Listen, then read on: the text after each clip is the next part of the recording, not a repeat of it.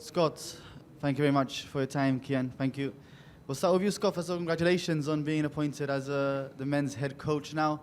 Just a couple of days ago, you were with the women. That's come to an end.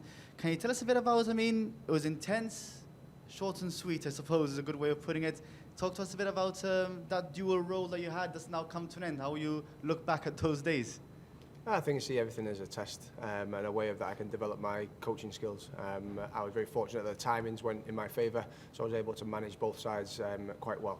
And the fact that the tech team that we brought with us, the goalkeeper coach, the analyst, amongst others as well, was part of both. It meant there was a lot of continuity there. And you've had a lot more time with the squad now. It's a bit more rushed. Last time you've been able to work on stuff that perhaps you didn't want to introduce last time just because of a time frame. Yeah, I think the idea was that we have a long-term strategy leading into to Latvia next year, and we don't want to spread ourselves too thin by trying to implement too much too soon. So camp by camp, we're going to introduce a little bit at a time, and hopefully by the Latvia game we'll have caught the bulk of it. You mentioned the kind of like the plan you have looking ahead to that Latvia playoff match. You did mention in the first interview that's what Gibraltar FA should be working towards. Have you set, can you tell us a bit about that plan? Is there any targets you'd like to meet along the way, or any targets you've set for the squad? Well, no, the foundation of those targets was set on the last two games. I think we overexceeded expectations a lot from the implementation of what I wanted to see, and the boys took to that really well. So it's made it a lot easier for me going into this camp again. So from the last camp, we've already set our standards for this game and what we know we need to improve on, where on the field we want to improve on it. So it's a case of by this camp, by September, October, and we keep going forward into Latvia, we should see a big clearer picture. And Croatia, one of the best nations in the world. Your ethos is to give youngsters minutes because you want to build towards that Latvia playoff. But is it important in a game like tomorrow to mix experience with younger players? It is as well, it is, but at the same time, the only way to gain experience is by playing and by going through these. Age is only a number when it comes to experience. It's how you learn from those games and what you take from those experiences that equals maturity. And it's the maturity we want, not just experience, because people who've played maybe 100 games are maybe still making the same mistakes. We've got players who maybe play 20 games and continue to learn from those games. So that's the most important thing. And I think a big addition to the squad, returning from injury, is Graham Torija, who was unavailable to you in the last two games. He's always played a big part for Gibraltar under Julio Rivas. Will he play a big part under this new Scott Wiseman Gibraltar?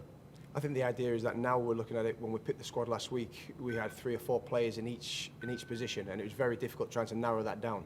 And it's been even harder narrowing it down to the starting 11. And Graham's part of that, a big part of that, as is everybody else. And we want that competition for places across the country, let alone just in the small numbers that we have.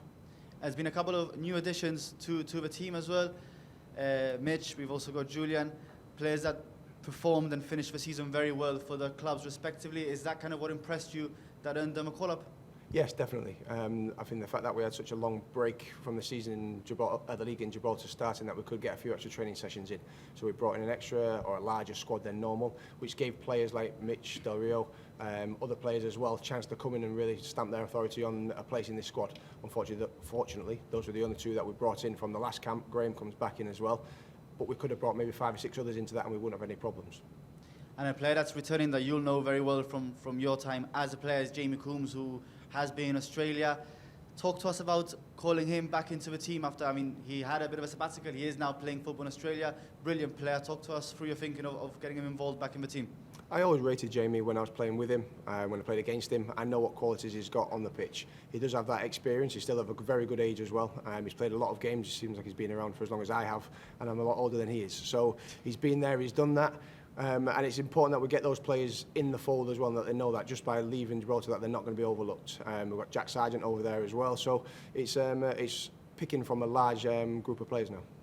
And just finally for you, Scott, before we move over to Kian, the fans, I suppose, are excited, or you've got them used to playing an exciting kind of football from the last 2 games. Can we see more of that tomorrow, considering perhaps we're playing against one of the best nations in the world?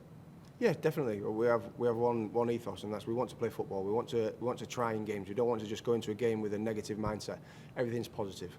Yes, at times we're going to have to be more conservative.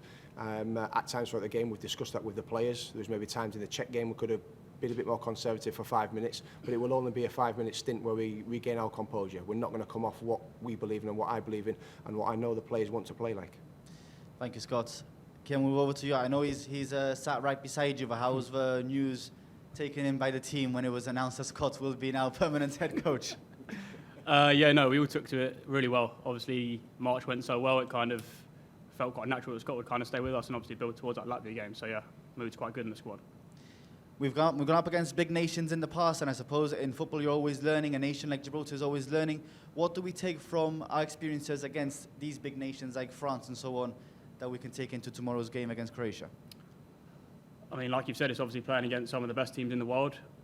We're not going to be expected to go out and beat those teams, but we can give the best account of ourselves that we can and like pick up little things here and there, build into, say, the Faro game next week. That's what we'll look to do.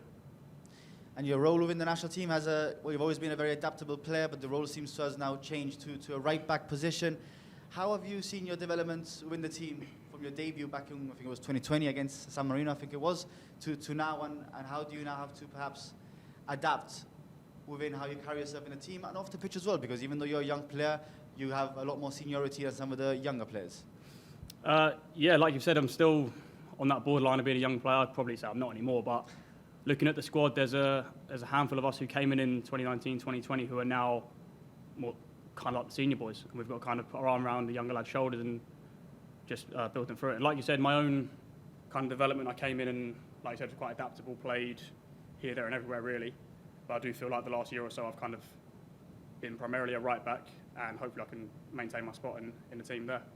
And you returned to England to play your football not too long ago. How has that kind of shaped your experience? I know you've been playing right back there as well, so I suppose it's come hand in hand with your new role within the GFA. Yeah, it was something I always wanted to do. Even when I looked to move back to the UK, I had conversations with Julio, who was in charge then, and he was very positive about it and said just go and play in a new experience, get as many games as you can under your belt, and as long as I'm playing and I'm fit, I'll have a good chance of being in the squad. And just finally, before we let you go, can you describe the kind of team spirits ahead of tomorrow's game? Yes, it's a real good group. Obviously, we've had that family feel for a long time now, and the young boys coming in have just kind of taken that to another level. Obviously, Jib being Jib, everybody knows everyone, but even lads that have come in from outside the squad, from over in England, Coombsy coming back from Australia, it's just good to have everyone back together again. Thank you very much, guys. Are we done, has it? Good? Good to go? Yeah, we're good to go. Thank you. Perfect. Thank you very much. Oh, that's done. Cheers.